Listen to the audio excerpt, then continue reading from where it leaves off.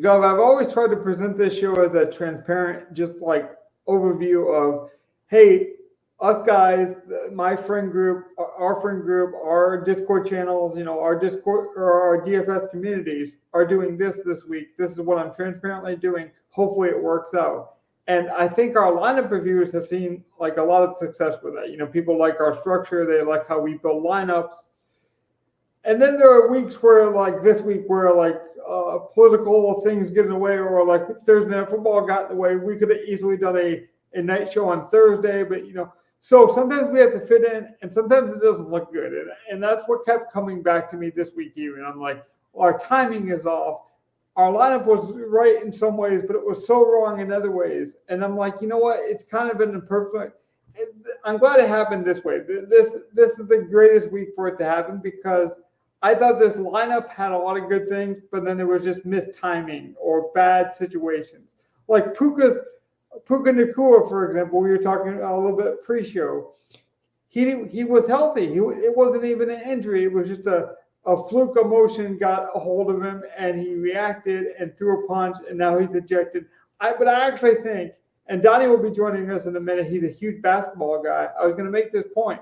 I think me and you and Donnie are more ready for this kind of adjustment than NFL guys, because we see it a lot with NBA injuries and just like altercations.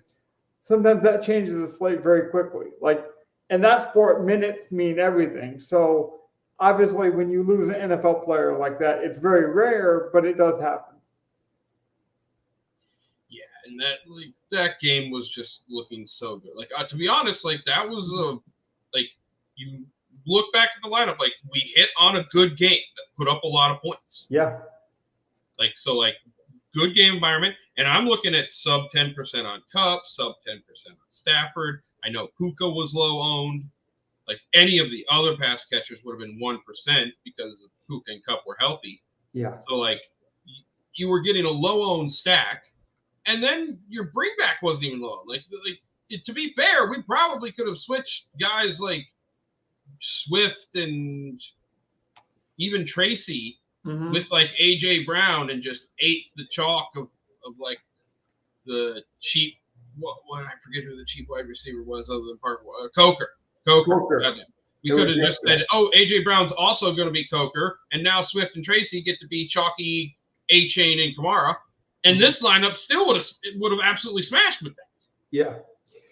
You make that one little switch of Swift and Brown down to Coker and like Kamara, or Swift and Tracy down to Coker and Kamara, and eat more chalk, and you're like, okay, yeah. Crazy.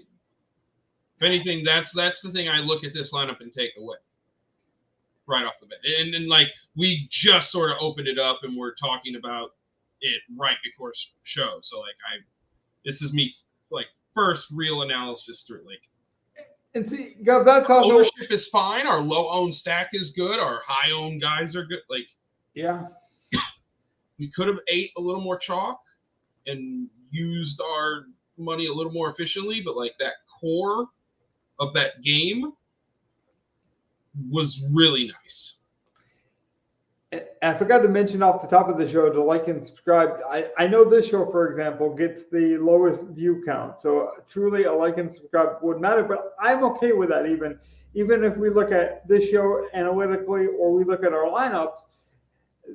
Being able to do this and look at a lineup and analyze it in real time and be disgusted at some parts of it and be like, oh, I wish I would have played Kamara here or done this or played Coker over, Washington, because that would have changed my mindset.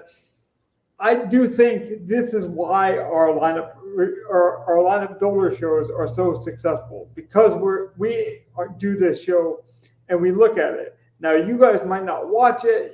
This might not be the most fun thing to do, even for yourself, but I would challenge people to do it because I do think it's so valuable. It really does help you kind of reset. I'll be honest. For example, I love Kamara. He's one of my favorite. I will be playing him this week. I wanted the Saints to fire their head coach, to be transparent. And I was just I thought they were going to play bad, and I was just hoping that, okay, they fire him, and then we'll get that regression. The players will be fired up. They'll use Kamara differently. Because I actually think he's used as a receiver in the wrong ways. I wish he was used more like Brees Hall is used with the Jets, where they'll like line him up as a wide receiver and use him more in the slot. I think Kamara could do that, but they use him a lot more as a like curl, flat screen guy. And so I'm just like, well, give me 1 week of high-owned Kamara failing. I'll go back to him in week 10. Guess what? That's not going to happen now, and I missed out. So sometimes we do galaxy brain. Was there any other galaxy brains? It could be in this lineup. It could be our next one that you're just like really disappointed with, where you're like, I outthought myself there. Because I should have been on Kamara if you looked at projections, and I didn't play him anywhere. I full faded him, and I think I would full fade him again if I could go back to my old way of thinking and be like, would you have changed anything? I should have changed something, but I probably wouldn't have. And that was a mistake on me. Mine was the Patriots defense. I love the Patriots defense this week. I know I'm probably the one that put them in this lineup. So, like, there was everything going for them this week. Like, you had the underlying stats that, like, most fantasy points to a defense. You've seen how Tennessee had played all year. It's like, you combine that with, like, the extra, like, crazy stats. Like, they had just played Detroit the week before. It's like, but no, Tennessee just comes out. I don't know if that's the ineptitude of New England or if that's just like Tennessee figuring it out. I don't know what's going on. Like it seems like an anomaly game to me. But I will have to take that into account moving forward. It's funny that I mentioned like my Kamara point being like, I didn't play him this week because I just tried to galaxy brain it and be like, next week's the perfect week. They'll fire Allen. They'll get him more involved. They'll get him involved differently. Because I do think he's involved. Obviously, he's involved. But I want him involved differently. And it's funny that you mentioned the Patriots as kind of your galaxy brain because they are probably the chalkiest defense this week because they play another struggling team with high expectations. They play Caleb Williams. I'm going to bring Don in here. I was about to say, they couldn't do anything against Will Levis. What are they going to do against Caleb Williams?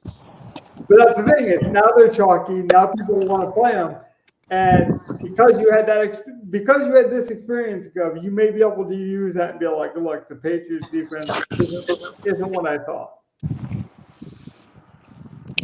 Yeah, they're just really bad at tackling this year. Really bad. Yeah. So I would say any bruiser back that they play is a must play. Could be, and that's how you reverse engineer like a bad take or something you did wrong the week previous. That's why I'm saying these review shows are so valuable. We can even go on to our next lineup. To be transparent, we lost about $5 in lineups this week between my personal and in the show lineups. I was able to make some money on FanDuel and then props. I always preach it, so I'll preach it one more time as we're looking at lineups. Diversify ways to play this game, whether that be on different sites, whether that be, hey, taking advantage of a line here. We do show picks. I mean, we do that for fun. There's obviously some fun elements to it. But I do think there's value to attacking a line early. There's a value to attacking an injury update on the showdown, and you find out a wide receiver is going to play and you didn't think so. So don't marry yourself to like, oh, I have to play only DFS or I have to play only a certain amount of bankroll. I think because there are weeks you're just going to lose, and this was one of those weeks for us, transparently. Yes, this lineup. It turned out better than it started, to be fair. This lineup? Yeah, it started off real bad. Yeah. Jalen Hurts, naked Jalen Hurts with a bring back, okay. That worked. That didn't actually kill you so badly. Like Parker Washington was cheap enough and Jalen Hurts did go off. And that was the most contentious thing. The chalk tight end hit. Yeah. Everything else. I wouldn't even say it failed. Like we could have taken one of these scores in our other lineup that scored 138, and we probably would have been okay with it. But it's to have all the freezing takes and we couldn't even a late swapped Kyron Like the only thing we could have done would have been late swapping Kyron and Parker Washington to like Njigba and some 4K dude playing in the afternoon. Yeah. To try to catch up in the morning after everything did not hit. Yeah, we knew the risk of playing. Because we would have still had. Well, I mean, that's the thing. We would have still had our late swaps would have been Hurts, Parker Washington, and Kyron Williams. That was our afternoon play. So like, yeah, we might have actually gotten off of Hurts and played something like T-Law, Brian Thomas, did Jigba.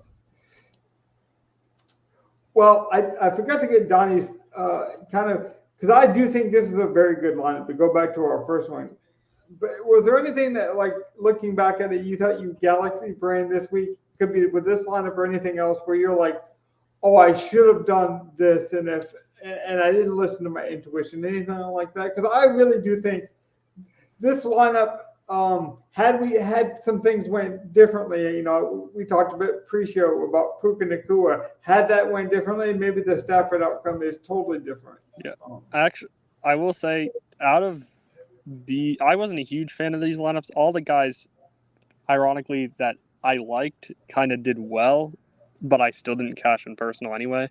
Mm-hmm. So, but I never am a Swift guy. Tracy, I just don't play very much because I don't see the touchdown upside at all.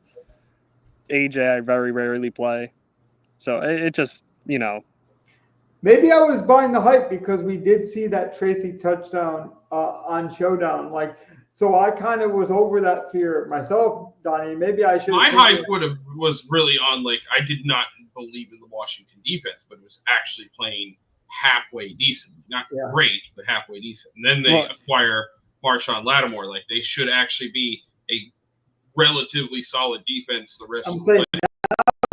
They're solid, and that's where you can use that for week 10. You feel like, hey, I thought this in week 9, I can now apply these building blocks, and that's why we do it. We're not doing it to like be a masochist. We know that we messed up in lineups. So we know, anyone can look at a snowflake or flame and be like, oh yeah, that was a good play. It's like, what does it teach us for the next week? Yeah, I hit on my random construction stuff of this lineup, but like again, we could have eaten a little more chalk and just hit on the A-chains and the Kamaras at running back. Mm-hmm. Personally, I hit on my random stuff, and then everything else failed. Every one of my stars did not do well. So that's just something you live with, in my opinion. I'm not going to think too much about my stars not playing well. Yeah, but why is that, Donnie? Is that because you just expect the volume of your stars? Like, elaborate a little bit just to give the people like an actual. Because I do think I know what you mean because I know you so well. But you're basically saying that like you expect your stars to have a certain standard or a certain like elevation. You're not worried about those. You just didn't get the right combination. That's exactly right. Yeah, I mean, if it's gonna be because my star just has a bad day, any star can have a bad day. Any star can also have a 50-point day. Maybe not 50, but still. Right. Like, I saw a review show, for example, they were talking like Lad McConkey, like, or QJ, are they going to get higher ownership this week? And they were having this genuine debate because sometimes we are so reactionary with what we see. It's like, well, we saw Lad do well, and he was highly owned. He was played. People thought like, okay, Justin's back. But then we saw QJ get reintroduced because of injury.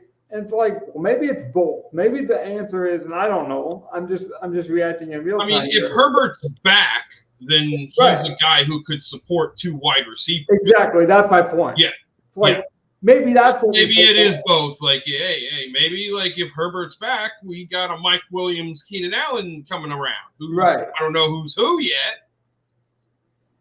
But we'll see. I do think we get stuck in that trap where it's like, oh, well, this worked out this week, or my stud missed this weekend, but I had JSN in my lineup. I deserve to win. Like, truly, this might be the one lineup, and I'm not even being hyperbole here. This might be like the one-off chance where we had JSN and didn't win. Like, I truly think I like had most JSN DFS and one didn't lineups win. with the cash. I played a lot of JSN and didn't cash. So, Oh, I swapped all That makes me feel a little bit better. and AJ Brown. but I paired it with Tyreek every time. Okay, fair enough. Because I really thought 6% owned like JSN and we don't cash. Like, I'm not so much embarrassed. That would be the wrong word, but it is kind of bashful to think like maybe we were the only lineup not to. So I'm glad to hear that actually. See, Yeah, it no, does but turn my into thing was different cooking. the Tyreek Hill was too much to overcome, just like the AJ Brown here, too much to overcome. Yeah. I'm not trying to step on you, Donnie. You're just a little quieter than usual, and I'm used to that booming, authoritative voice.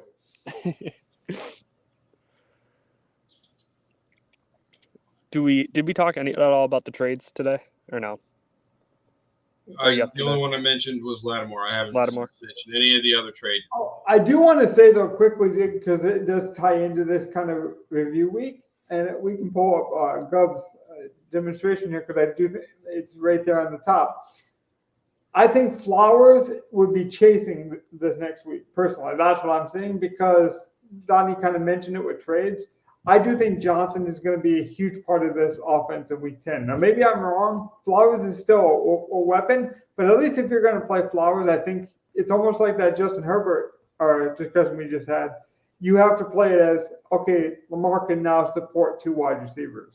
I don't think you should attack Flowers next week thinking like, oh, he's the primary guy. I do think they boosted that offense. But go ahead and talk about any other trades, Donnie. I just want to mention. I just think a big one that it's going to eventually hit a slate and we're going to be like, oh, how'd we miss that, is Mike Williams going to Pittsburgh. Almost all of Russ's throws are outside the numbers. That is where Mike Williams and Russ both thrive. I feel like eventually that will hit 1 week, and depending on price, it might be something I force especially if it's a showdown.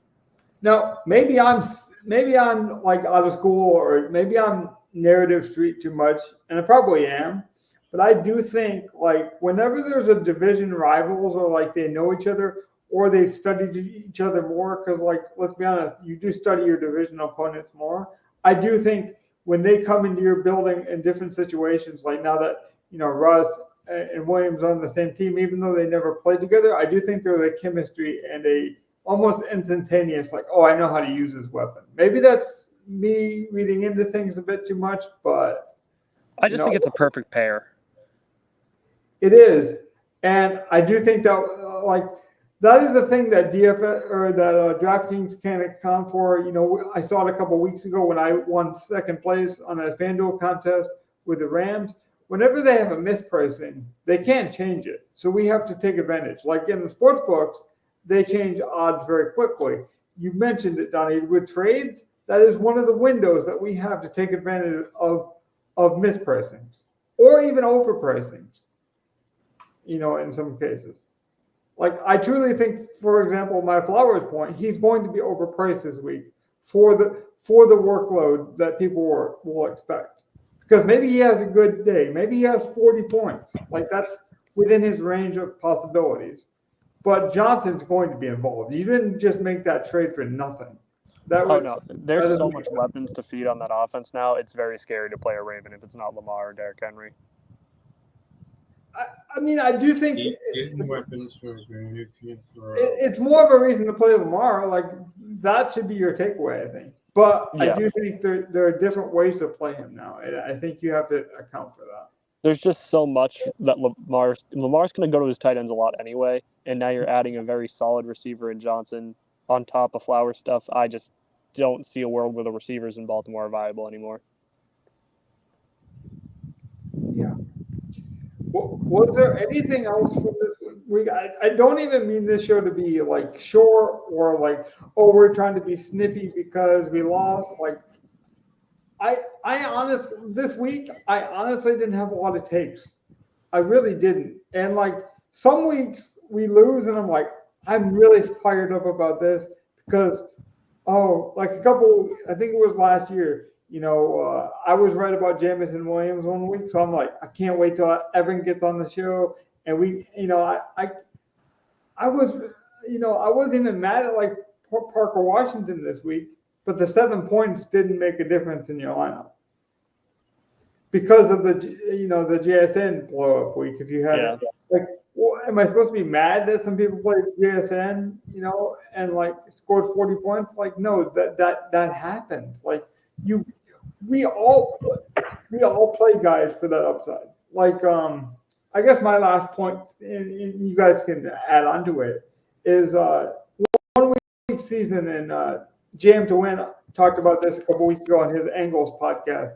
He said, forget what happens with the results. And I'm paraphrasing because I don't want to copy the man, but he said, forget what happens with the results and ask yourself before the slate locks, the first 15 minutes before the slate locks, he said, ask yourself an important question. Do I like this lineup, or did I just create it for a fantasy that I don't think is going to happen? It's essentially his point. And it was basically like, are you building this lineup because of things you've heard or things that you want to have happen? Or do you actually like the lineup? Because if you like your lineup and then it goes out and doesn't perform, then at least you can be like, well, I liked it for this reason, or I liked it for that reason, and those things just didn't happen. And I started to apply that. He said it a couple of weeks ago, and I started to apply it in these upcoming weeks, and it's really helped me. Go ahead, Dan. I mean, I just, the only point I have on that is, I guess it doesn't matter if you feel that way. Like, if you enjoy playing just because you're playing it to get a story or a narrative that you believe, and maybe not believe, but just think it's fun, that's fine, as long as you're not blowing your money on, money that you don't have. I don't care what you play. That's a fair take, but I disagree with it. But I get what you're saying, because maybe I'm the overprotective parent here, and I'm like, no, you should play for process, and it should make sense. And I don't want you to lose money, but you're right, Donnie. This is also a fun entertainment source. And if people just want to be like, you know what, I went to school with DeAndre Hopkins, and I want to cheer for him because he's he played for the Clemson Tigers, I believe, and like that's my end. Like, you're right that people have the right to spend their money that way. I do probably get into too much of the process. Gavin, do you have any thoughts on that? Well, like, I'm with you. Like, I have my process, but like, that's what I do. Like, that's how I like to come about this. I have my process to go at it, but it's 100% fine. Like, some people might be watching to learn a process. Like not everyone has one in the beginning or even develops one. There are casual bettors. There are casual DFS players. Like, if we all went to the restaurant, we're not going to the next table next to us and being like, why are you guys here? Are you guys here because of an anniversary? Are you guys here because of a work meeting? Like, no, we all understand the ambiance of a restaurant has different needs and wants and requirements. And I do think that's a good point, Donnie. Probably I don't even appreciate it as much. So I'm glad you brought that up, because I do get so in the weeds about my own process that sometimes I forget that it is supposed to be fun. See, I don't play it for fun. I play it because I think it makes the sport more interesting for me, and I think I become a better watcher of the sport. But, everyone needs their own reason. I mean, of course it's fun. It's a game. It should be fun. I'll say that first and foremost, but there's nothing wrong with having a process. Like, basketball's a game. I'm still going to come in with strategy. I'm not jacking fucking threes from everywhere around the court and doing nothing like I'm crazy. Right. Well, that's I can't stand basketball DFS. I can't stand it. I was talking about street ball in the park, but okay. But I mean, even if you wanted to cheer for the Warriors, you can't cheer for the Warriors the same way as you would cheer for like the Chicago Bulls and be like, why is Vucevic backing someone down? It's like, well, he's a post player, and your team, the Warriors, they shoot threes. Like, it's okay for different teams to have different philosophies. I don't think that gets accounted for in DFS enough. Like, a couple of weeks ago, remember we had this big argument in the DFS community. It's like, oh, well, can you believe that all three of the Bucks running backs got touches and people played Tucker instead of Bucky Irving? And like, how lucky is that? And it's like, yeah, there was luck involved, but there was also tremendous skill. There was the risk assessment of, do you think that guy built that line saying, like, if I played Tucker instead of bucket your ring. I'm going to win $1 million. I mean, he might have said it, and he might have built a good process for it, but you still need fortunate things to happen. Like that's where the unfortunate, like, for example, the process can give you a solid lineup going in, but then it's up to the players to perform on the field in the way I sort of think they will. Mm-hmm. And to what degree? Like, I might think a guy has a good day. What's a good day? Like, a good day might be 7 for 100 yards, 7 catches, 100 yards. That's like 20 points. Mm-hmm. Well, that's great for Cortland Sutton. Yeah. Or like, that's great for Demarcus Robinson. That's great for the cheap guy. Not as great for Justin Jefferson, as you can see without. That's expected for Jefferson. Exactly. Like it that sort of depends. Like, that could be a good day. Mm-hmm. It's just not a good day for him. Well, I like the Tampa Bay running backs being brought up, because that's kind of why we played Chestnut. If Chestnut goes off, then people probably say the same thing. Oh, it was lucky that you got to him or whatever. Mm-hmm. We knew going in Pollard probably would play, and if he did, we didn't care. We thought he was going to get work. He really got almost no work that game. I don't know if you guys watched it. I can't believe Pollard.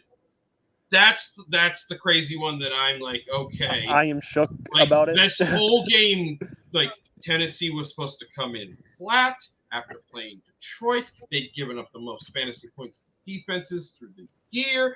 It was supposed to be a smash. Will Levis was supposed to be in. It was even with fucking Mason Rudolph. It shouldn't have been that bad. But no, Tony Pollard doesn't practice all week with bad foot, and they give him 31 touches. So unpredictable. And he pulls off like a vintage Derrick Henry with no touchdown. I can promise you this, and if I'm wrong, it's okay. I'll show you the results next week. I will not play Tony Pollard this week. I will not.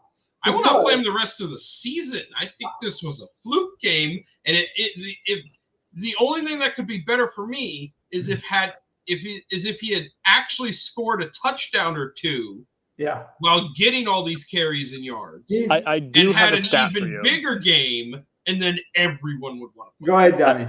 Yeah. So, and I think this is a bad stat. I mean, it shows that he's actually not that bad of a running back, but it's a bad stat in a grand scheme of things because it only takes one. He leads the league by far in yards after contact. Yeah. Like, he gets most of his rush yards after contact. That is not a great recipe. That's telling me your offensive line's not doing their part. Well, I love Tony Pollard, but I'm not playing him this week because of what happened. Or no, I'm not playing him next week because of what happened this week. Because that workload is absurd. That workload makes no sense for a guy coming off of injury who's talented, who doesn't need to work like that for a team that's going nowhere. So I'm very disappointed that they would use his talents the way that they're being used. Not that he's not talented, that he doesn't deserve it. He does. I'm just afraid they're using him in the wrong ways. We have him in a best ball, league. I was his biggest proponent this offseason. So I hope he does do well. But I'm not playing it because everyone's going to expect the workload to continue. And if that workload doesn't continue on a very bad team, then he's not going to get there. Even when he played the Lions a couple of weeks ago, I said in that third quarter when the Lions were up so many points, I said to people that I was watching, I'm like, why is he still in the game? I love Tony Pollard, the talent, but there's no reason to keep running him into the wall. Now, maybe I'm wrong, and I should just go on what the coaches are showing me, Gov, and be like, the coach is showing me he doesn't care about his health, doesn't care about the record, doesn't care about Tony Pollard. He's just running the gasoline. I don't know, but I'm not playing him this week. I think it's the smartest fade of the week. Anything like that doesn't make sense for you? Any other trades you want to mention? Anything before we get on here? Yeah, I do have the spread. I don't have the exact totals of what we got, but I remember the results of our games. I went 2-0 in the spread. Yeah. Gov also went 2-0 in the spread. Our spread pick for the week won, and Logan went 1-1.